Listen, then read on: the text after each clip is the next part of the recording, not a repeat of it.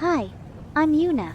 Did you see those automated corn pancake production lines? It's hard to believe this is actually happening right inside a supermarket, and the scale is absolutely mind-blowing.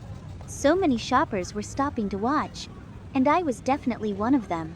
More than a dozen machines working simultaneously, robotic arms spinning, batter pouring with perfect precision, and one after another, those golden, glistening corn pancakes being borne on the conveyor belt, flipping over, and reaching perfection. The whole process was so smooth and seamless. I couldn't take my eyes off it. The scene was just spectacular. It felt so magical. Having this transparent processing really makes you feel more confident about buying the products. Looking at these corn pancakes, I suddenly got this idea to use them for desserts. That would be absolutely amazing. Like banana chocolate crispy pancakes.